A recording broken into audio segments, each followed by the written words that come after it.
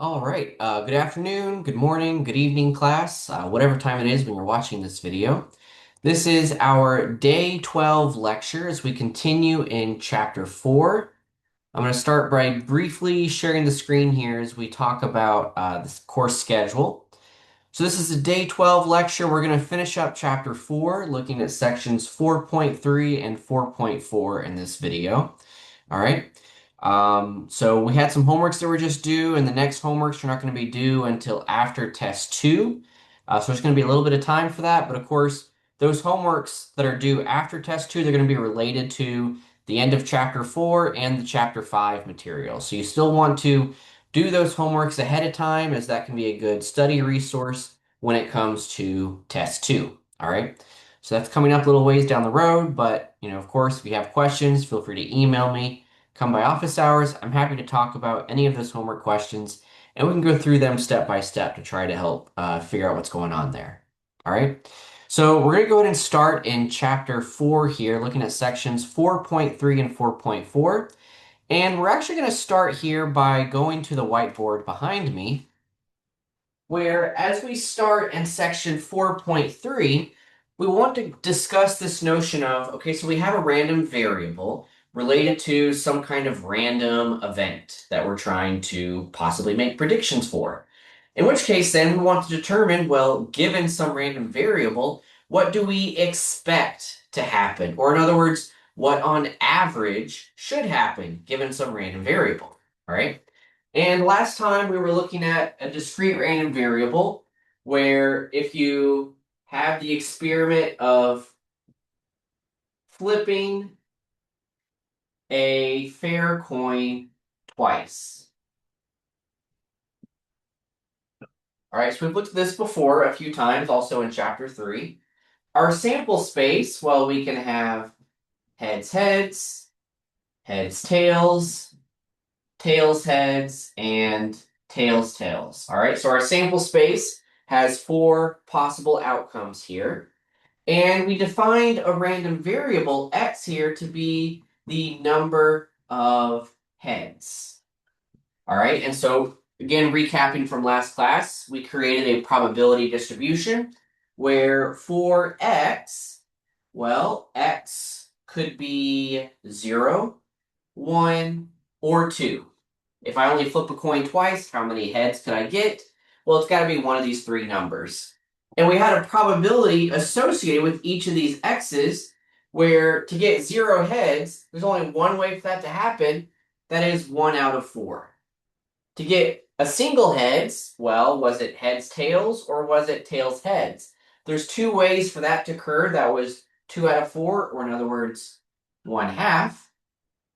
And then to get 2 heads, well, there's only one way for that to happen. All right.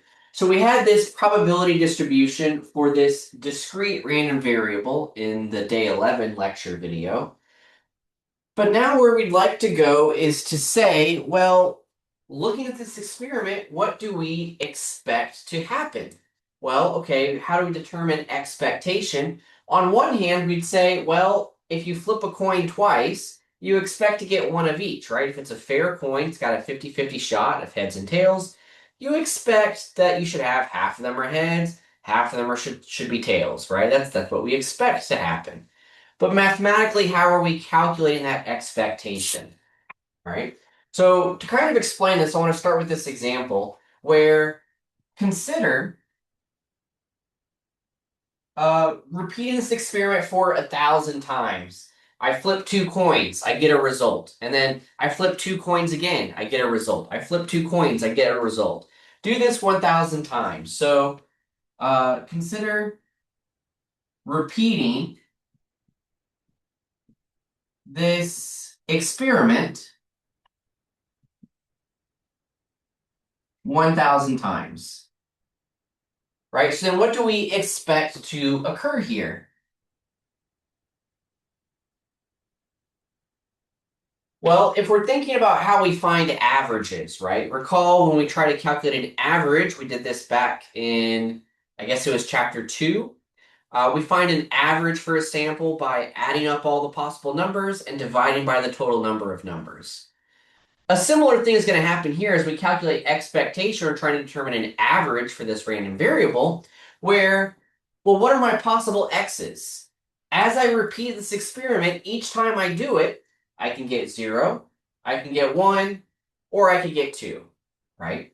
So if I'm trying to add all this up, okay, well, I could get 0, but if I do this experiment 1,000 times, how many times would I expect to get 0? Well, about 1/4 of the time, right? 1/4 of the time, or in other words, I expect out of 1,000 experiments, I expect I should get 0 250 times, right? Plus, okay, well, I can get 1, but how many times could I get 1? Well, I could get that, we would expect half of the time, so I expect I would get a result of 1 500 times, right? And then lastly, I could get a 2 for my x value, and I would expect to get that 250 times, right? So we're doing the same thing of how would we calculate an average back in chapter 2, where you take all your possible numbers and you add them all up. We're doing the same thing here as we calculate expectation, but now we would divide by the sample size, where in this case, while I've repeated this experiment 1,000 times, I'm dividing by 1,000. Okay. Well, long story short, what have I actually done here? If you take each piece here and divide by 1,000, well, 250 divided by 1,000, well, after all, that's just 1/4, right? So 0 times 1/4 plus 1 times 500 divided by 1,000. But 500 divided by 1,000, that's just a half. So this is 1 times a half plus 250 divided by 1,000, also 1/4. And so while I've been describing this experiment as, well, let's repeat it 1,000 times, regardless of how many times it's repeated, at the end of the day, what are we really doing? As I divide by the total number of times I repeat the experiment, really, and in terms of my expectation, we see here in the parentheses, I'm taking each x value, and it turns out I'm actually multiplying each x with its respective probability. This then creates a formula for expectation, or in other words, the average for a random variable. If we finish the calculation here, we're going to have an answer of 1/2 plus 2 times 1/4 is also 1/2. We get an answer of 1, which, yeah, this matches what we said earlier. What do we expect to happen for my random variable x? I expect to get 1 for my x. I expect I should have 1 heads and 1 tails in some way. All right.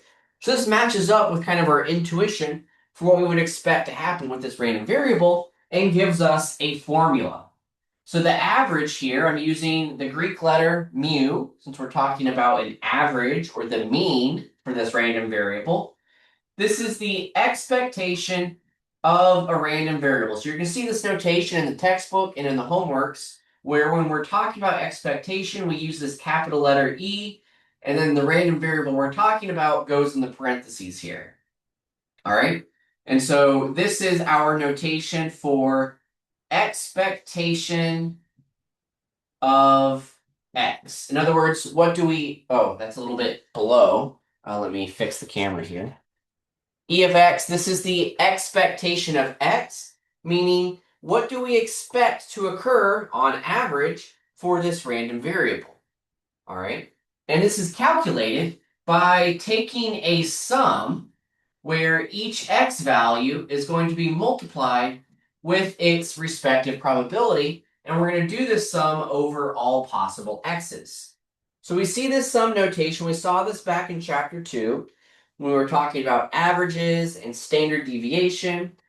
It's the same sum notation, but now my average formula looks a little bit different. But really, how did I calculate this average? It's the same way we've been calculating averages since chapter 2. All that's different now is that we have these associated probabilities. And so we don't have to divide by n here in the formula, because dividing by n like we did over here, that's encapsulated inside of the probability, right? 1/4, that was 250 divided by n. 1/2, that was 500 divided by n.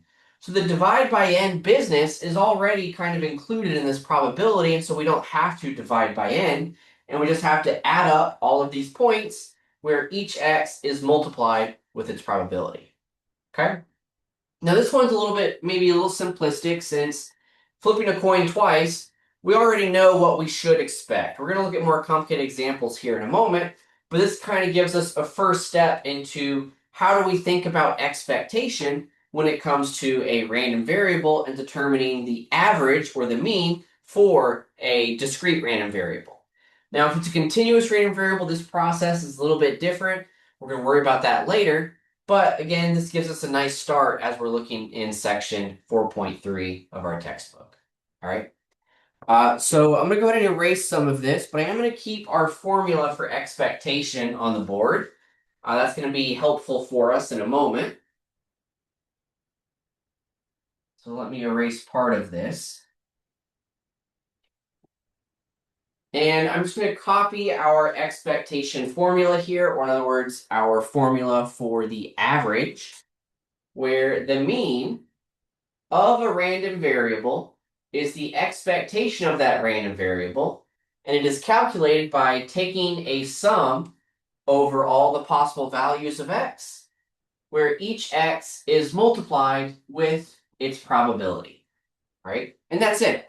That's going to be our formula for expectation and for calculating the average of a random variable. All right, so we come back to the textbook here. We're in section 4.3 of the textbook.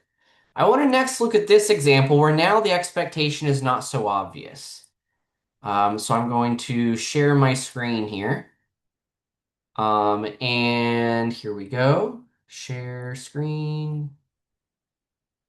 All right. So this is example 4.7 in our textbook found in section 4.3. This is on page 197. All right. Where now, okay, we're looking at an insurance company and they sell $10,000 or they sell a $10,000 1-year term insurance policy, which has annual premium of $290. So the way this works, you as a customer could go and buy this insurance, but it's only a 1-year term. So it's kind of a short, weird insurance policy. It only lasts 1 year. But you pay $290. And the way the policy works, well, if you die, then your insurance policy will be paid out to presumably either your family or loved ones or descendants, whoever. And then they will receive $10,000. All right. But if you don't die, well, then the company keeps that 290, and then you can choose to, you know, pay the annual premium again to get the insurance policy for another year, but you have to pay that each year to keep this insurance policy. All right. So actuarial tables, this is where actuarial sciences go into more specific detail of determining the likelihood of death for a given year. Now, we're not going that deep into the details, but for anyone who may be going into actuarial sciences, this is kind of a little glimpse into that world. All right. Now, according to actuarial tables, um, the probability of death during the next year for a person of, this is some random customer, based off of their age, sex, health, etc., the odds that they're going to die is 0.001. All right. So, what does the company expect to gain for a policy of this type? The key word here, since it says what is their expected gain, in other words, we're talking about calculating the expectation. All right. The random variable here is the gain, the amount that they earn from this customer, or the amount that the company makes off of the customer. Okay. So we can write this out first just to kind of get a sense of what's happening here. So my random variable x is the amount the company gains from this customer. All right. Now, at the end of the day, we have two possible outcomes here, right? The customer could live, in which case the company gets to keep the premium, or the customer dies, in which case now the company has to pay out the 1 year life insurance policy, and they're going to lose money in that case. All right. Now we see this table here represented for us. So X is the amount the company gains from this customer. If the customer lives, then they gain $290. So okay, that's nice for the company. If the customer dies, well, the customer already paid them $290, right? So in the event that they die, if customer dies, well, then they gain $290, but then they have to pay out $10,000. So that would be 290 minus 10,000, or in other words, negative 9710, which is exactly where they're getting this calculation from in the table here. So there's two possible outcomes. Either the company gains $290 or they lose $9,710. Now, at a first glance, okay, well, hold on. Why would the company do this? I mean, they're potentially losing a lot of money when they're not gaining that much. So why are they doing this? The reason they would insure this particular customer, or they would like to, is, well, look at the probability of these outcomes. Because of this person's health and age, maybe they're a young person, the probability they're going to die in the next year is 0.001. So even though the company could possibly lose a lot of money, it's actually really unlikely that's going to happen at all. Whereas it's most likely that they're going to gain money here. Okay. So how do we calculate expectation here? Using the same formula we did on the board, we are going to sum up each x times its probability. All right. So using that formula then, we then get the following here, where the expectation of this random variable, the amount the money gain or the company gains from this customer, the money they gain, right? We have to sum each x value times its probability. So one possible x value is 290. That is the event where the customer lives. That has a probability of 0.999. Okay, so that is x times its probability plus the next x value. Well, that would be where they lose 9,710. And that happens with a probability of 0.001.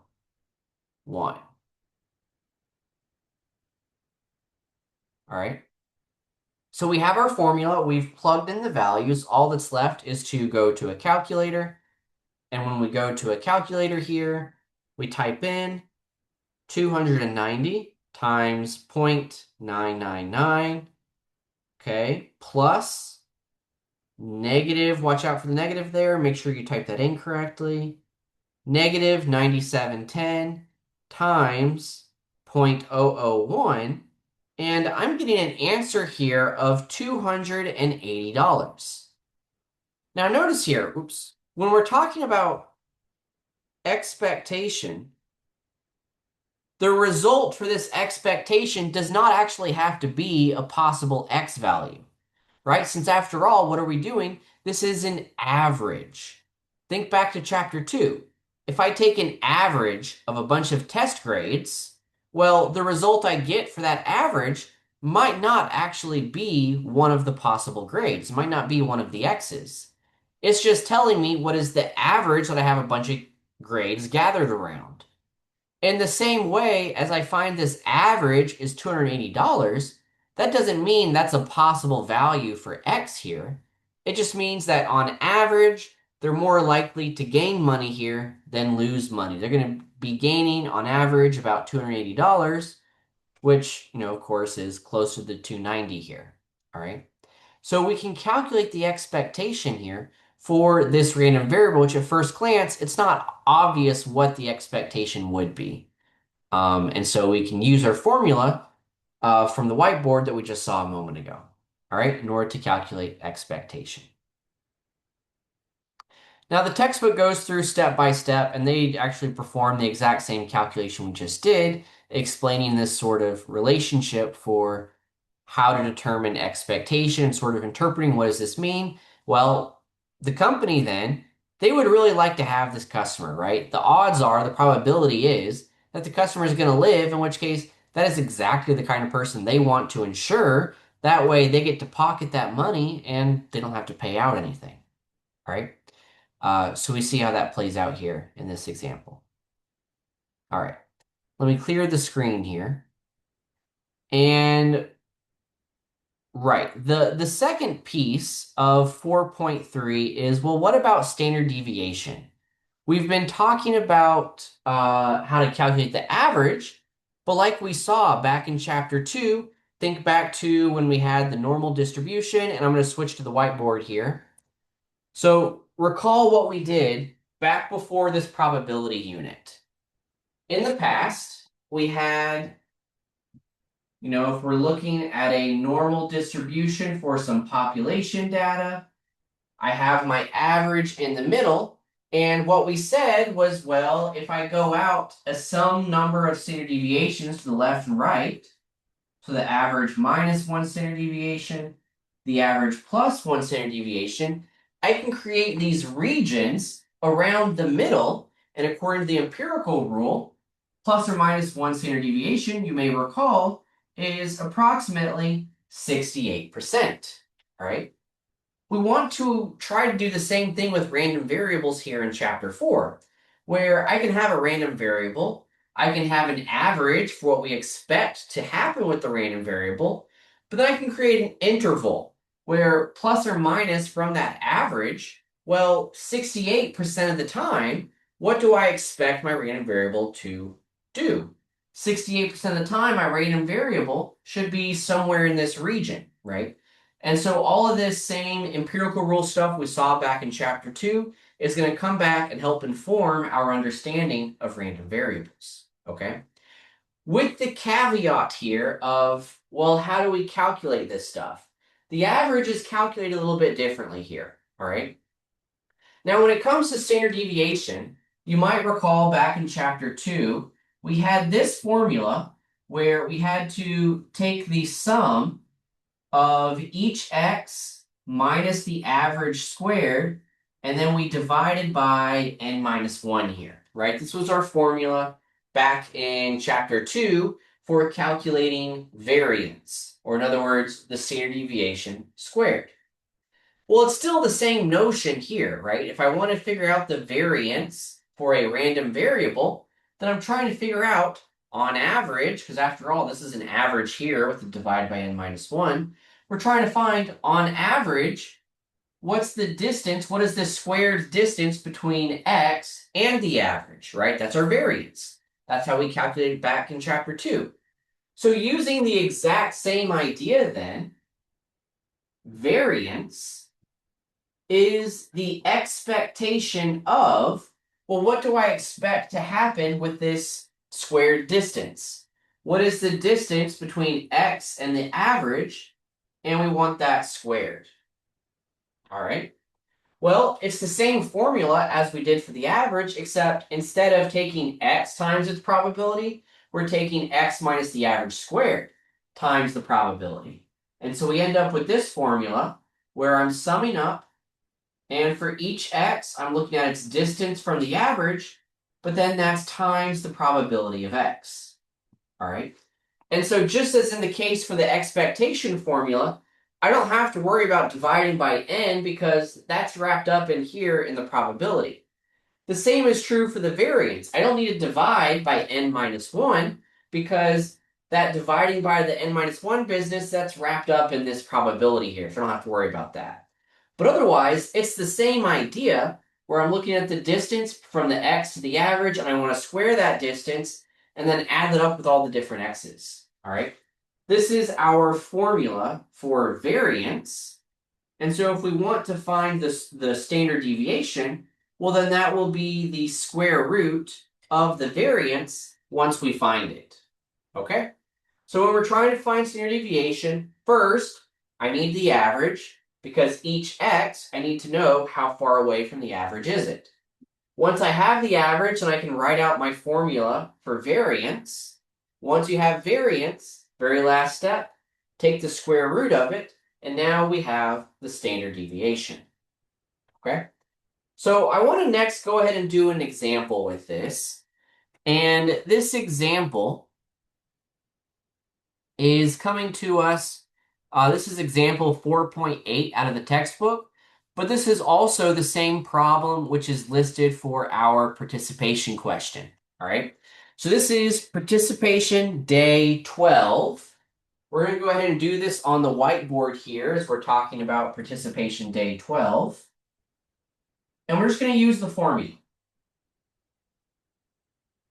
All right, so what's the first step? In order to find standard deviation, I need the average. I need to find the mean. Okay, so what is mu?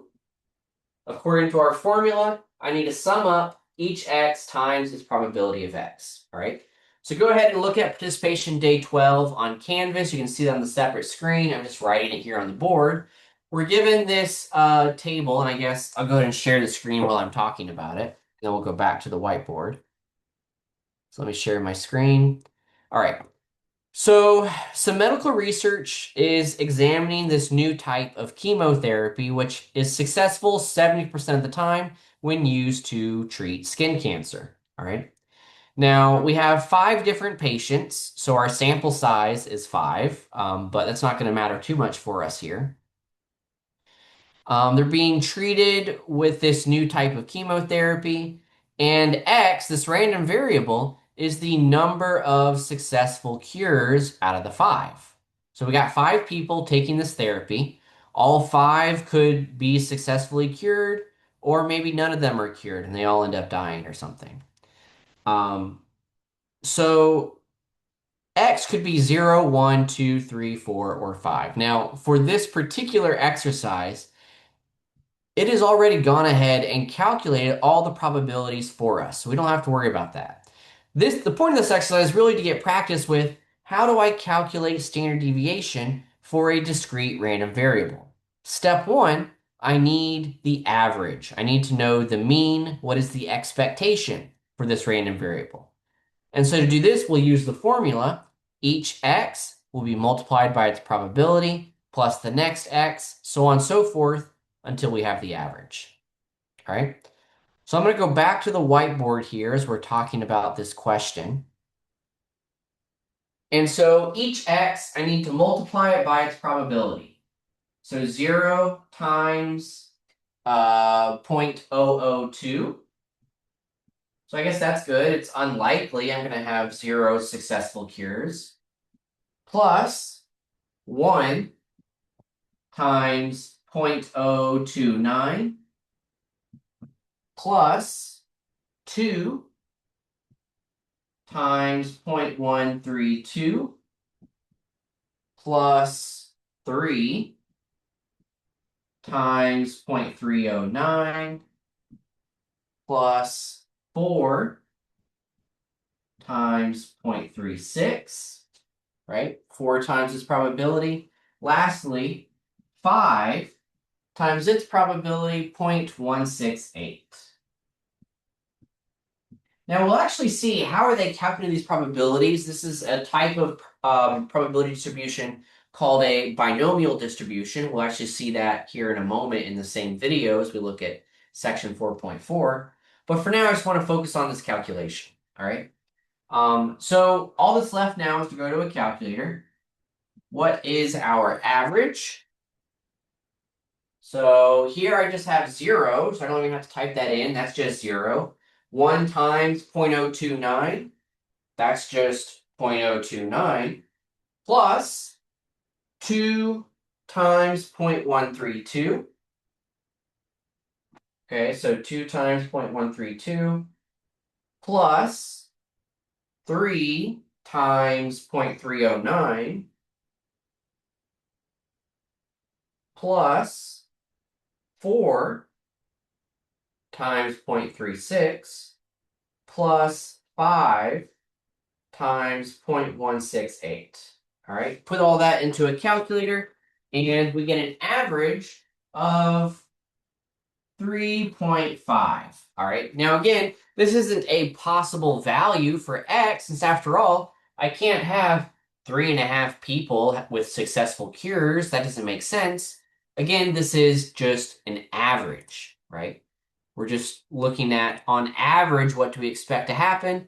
Well, somewhere between 3 and 4 people, right? So maybe 3 people, maybe 4 people. It's kind of a toss up between which one do we think is more likely, all right?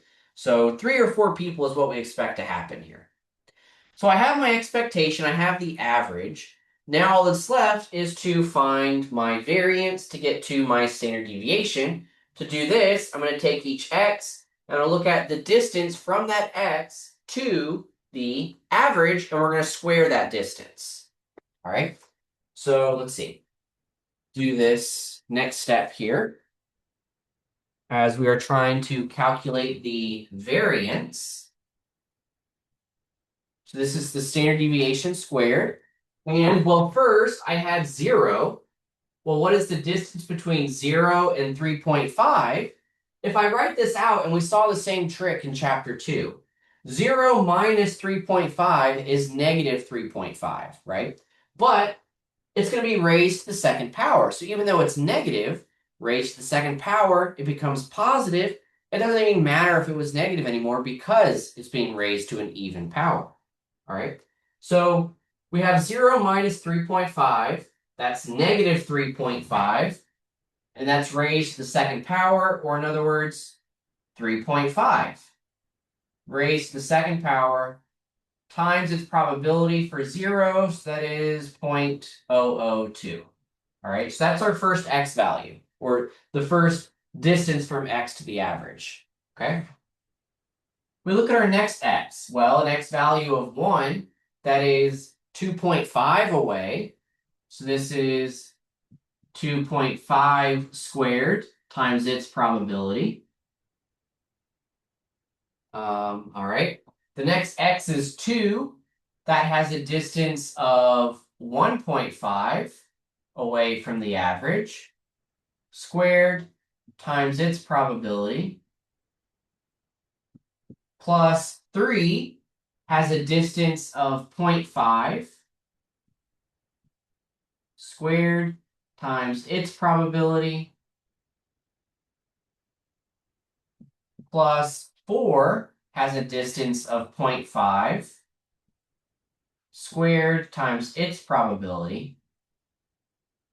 Plus 5 has a distance of 1.5 squared times its probability. All right. And recall back from chapter 2. What is standard deviation? What is it I'm calculating?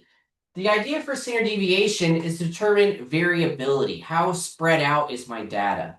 If you have a high variability, that means your data is very spread out, and you have a lot of data which is far away from the average.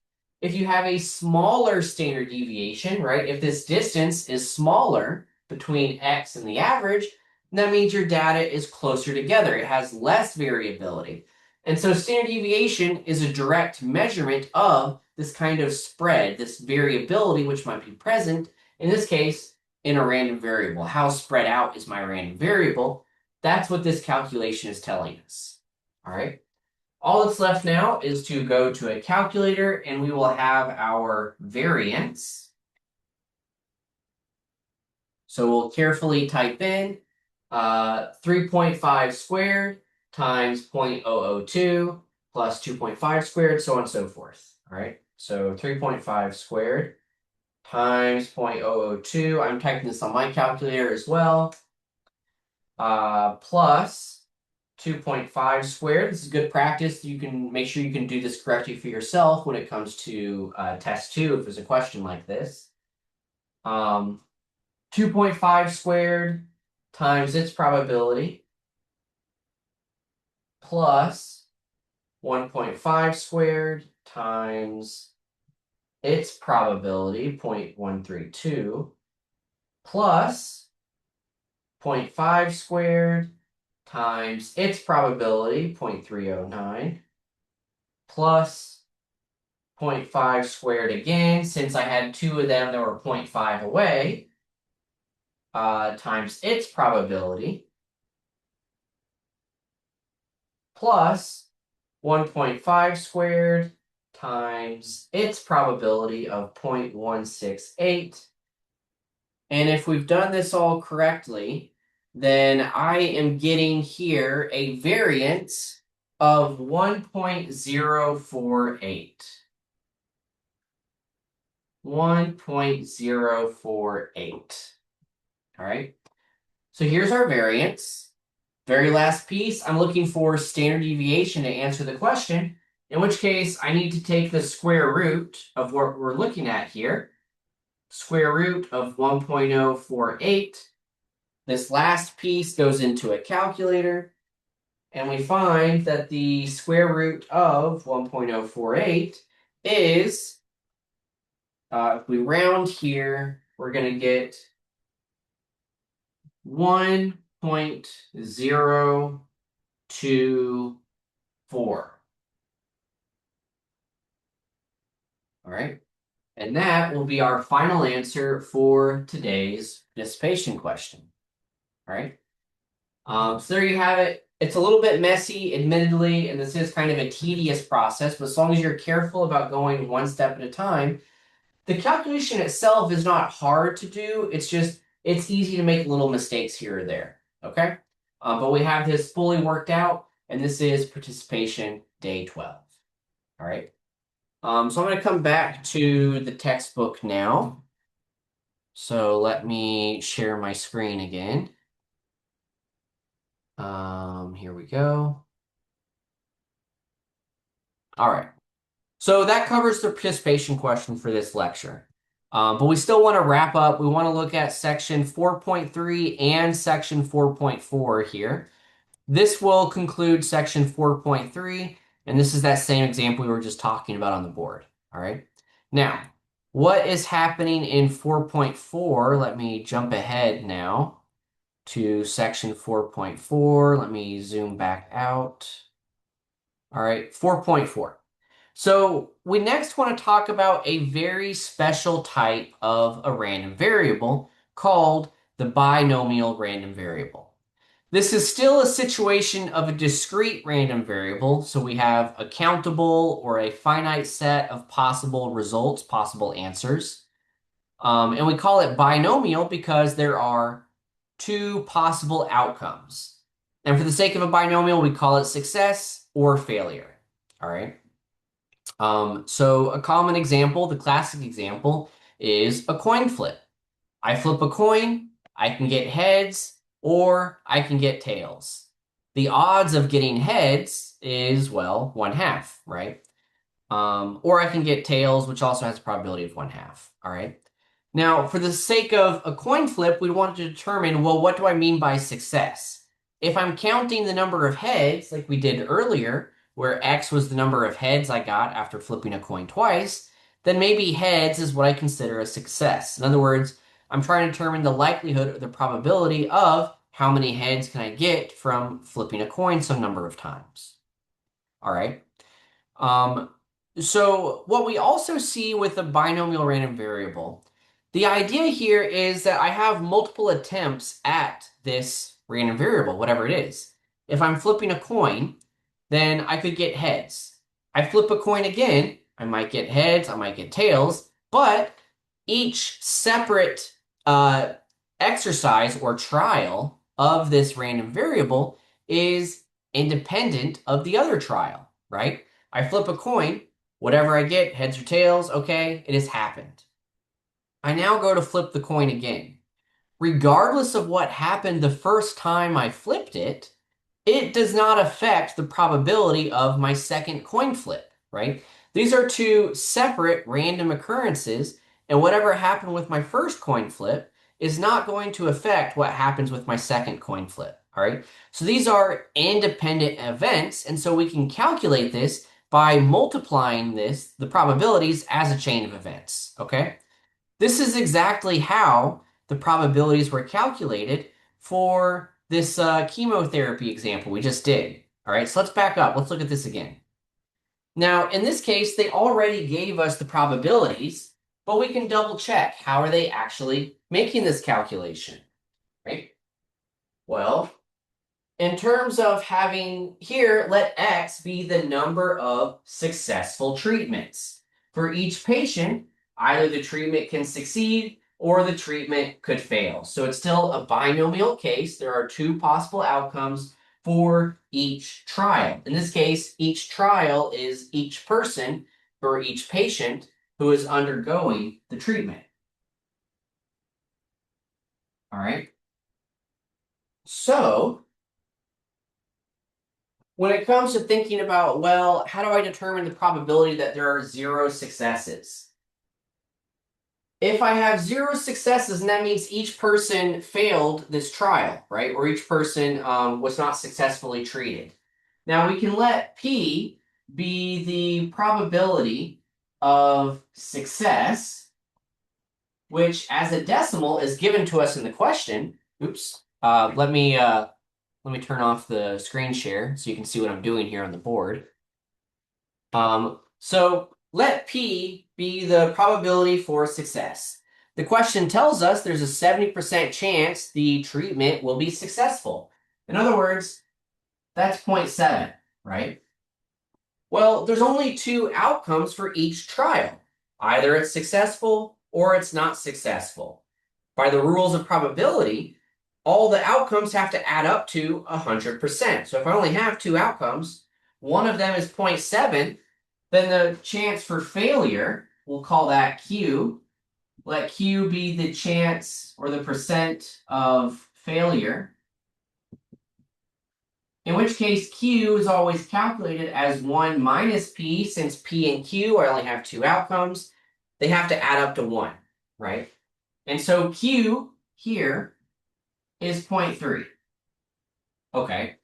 So how are they calculating these probabilities? Think of this as a chain of events where the outcome for each patient or each trial of this chemotherapy is independent. What happens with one patient is not going to affect the probability of what happens with the second patient, and so on and so forth. Now, if there are 0 successes, then that means there was a failure, a failure, a failure, a failure. We had a failed result 5 times in a row.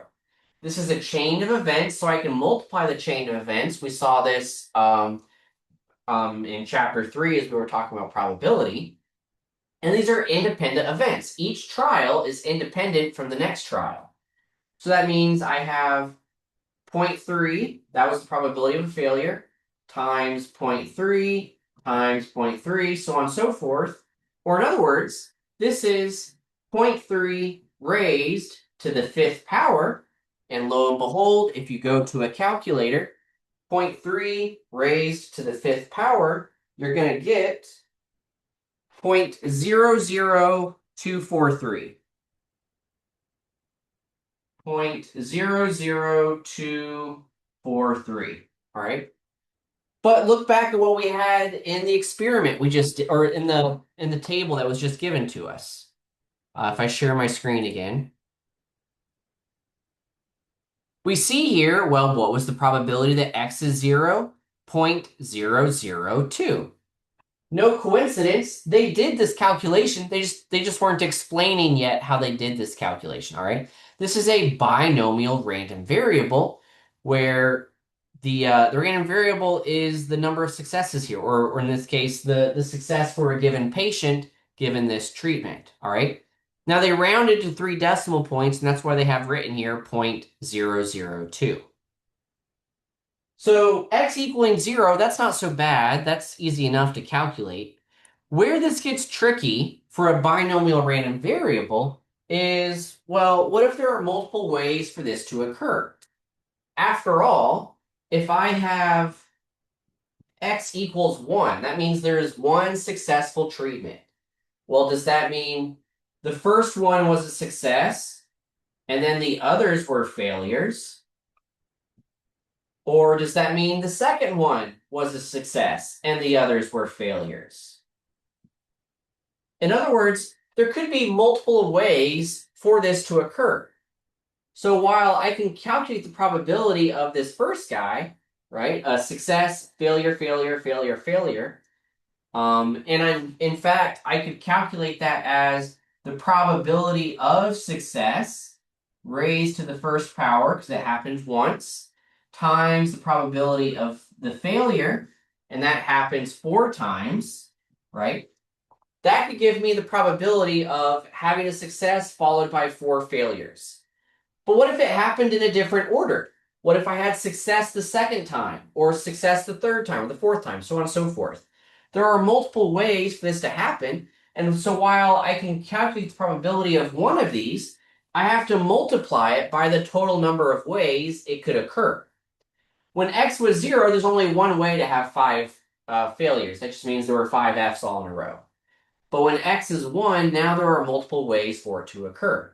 So how do we count the number of ways this can happen? Recall our combinations formula. In this case, when we're thinking about combinations, this means, well, there are 5 attempts at this experiment. There are 5 trials.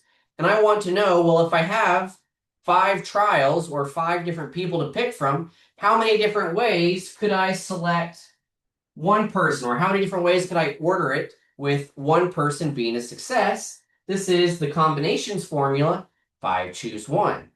We saw this combinations formula. This was our factorial formula back in, oh, when was that? Was that in chapter 3 maybe?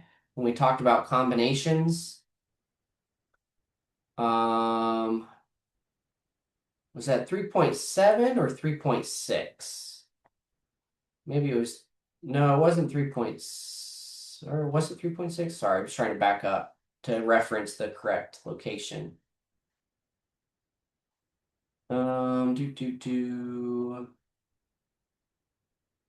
Combinations occurred, maybe it was 3.7.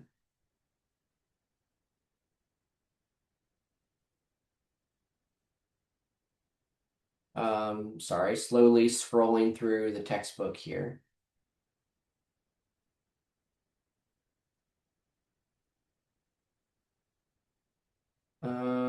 No, it wasn't 3.7. Where did we do this? Was it 3.6? No, 3.5 conditional probability?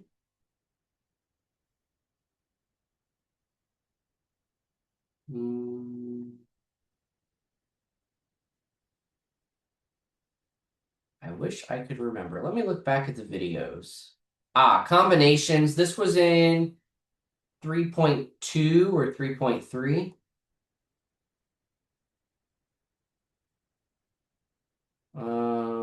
Or 3.1. Might have been 3.1 where we first started talking about probability.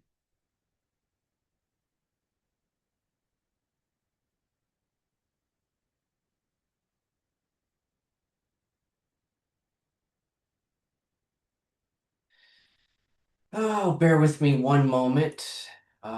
Here we go. All right, let me share my screen. Yeah, this is at the end of section 3.1. So we had this formula way back when, at the beginning of chapter 3, where combinations were given an n number of things to pick from. How can I pick a lowercase n of them? So this is our formula for combinations, and it's the same formula we're trying to use here, right? So by the formula, I'm going to have, and you can go ahead and write this down, pause the video, write this formula down. It's the same formula we're using here on the board, all right? So I'm going to turn off my screen share again. So we have 5 factorial divided by 1 factorial times 5 minus 4 factorial. All right, recall factorials. This is counting down multiplication. 5 factorial means 5 times 4 times 3 times 2, so on and so forth. 5 times 4 times 3 times 2 times 1. I got 1 factorial, that's just 1.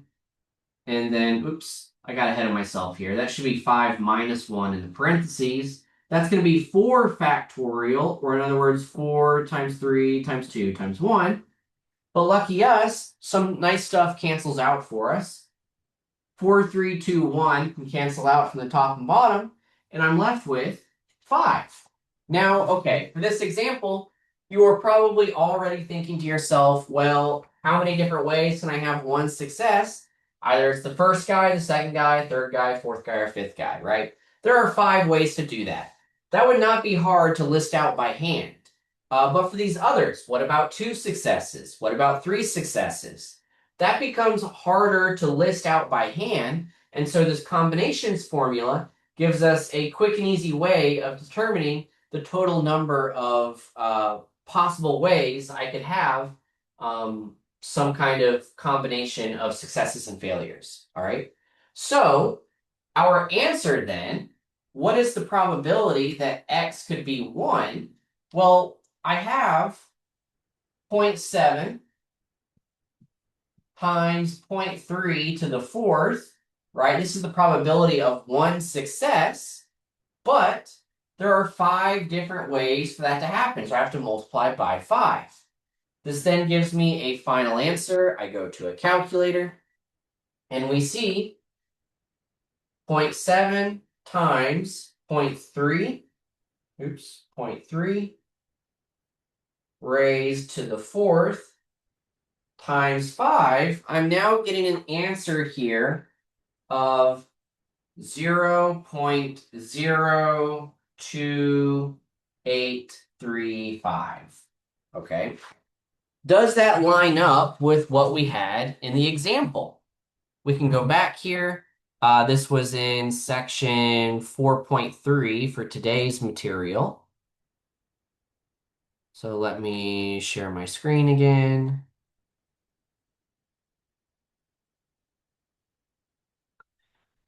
So sharing my screen. Okay. So and lo and behold, when x is 1, the probability that x equals 1 is 0.029.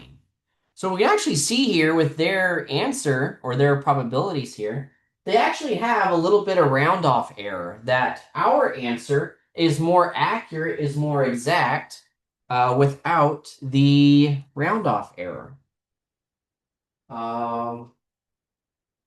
Well, I just misplaced the cap for my marker. Um, that would be really unfortunate to lose the cap.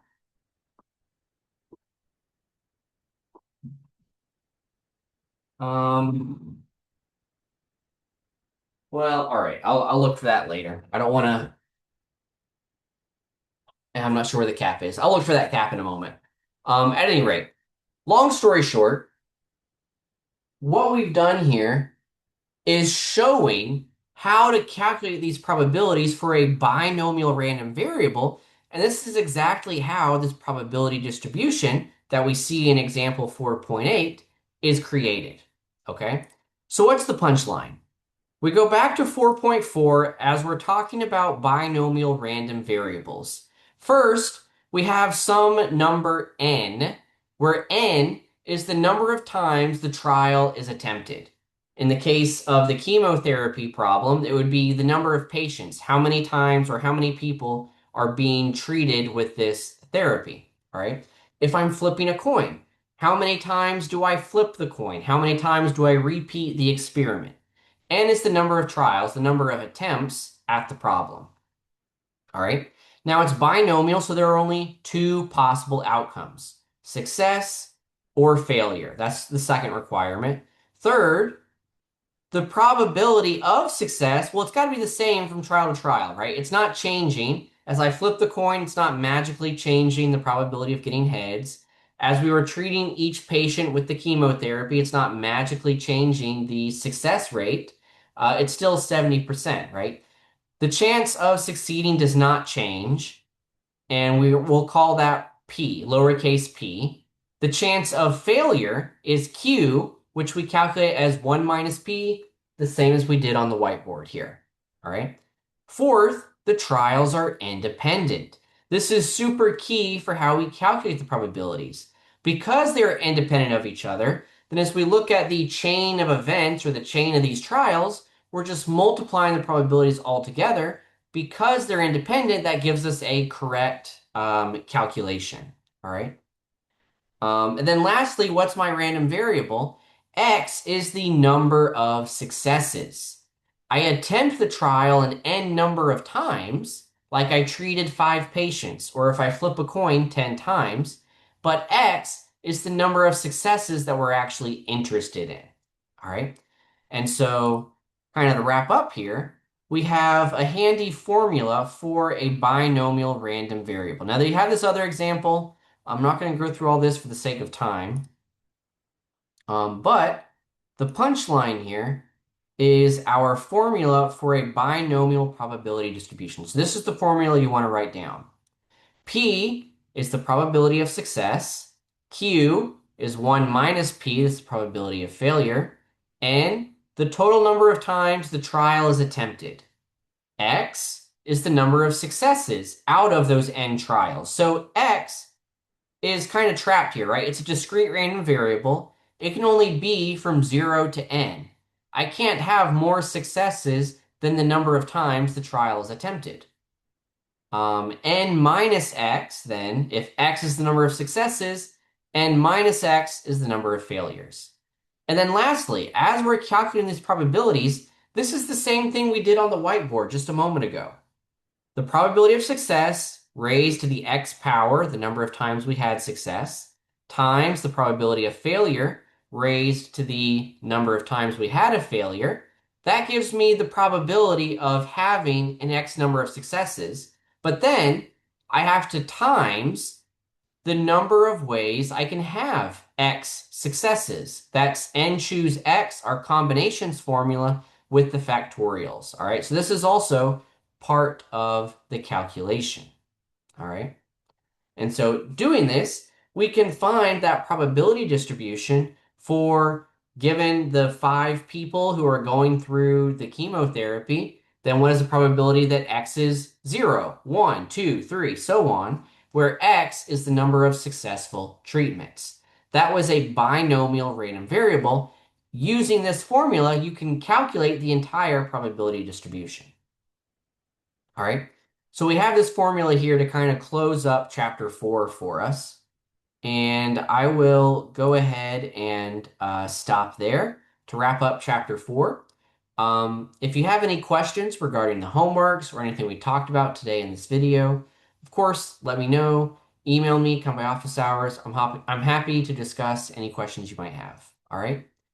However, this is all for this video, so I will go ahead and stop there. Again, if you have questions, let me know. Otherwise, best of luck. I will see you all in the next video. Have a great day.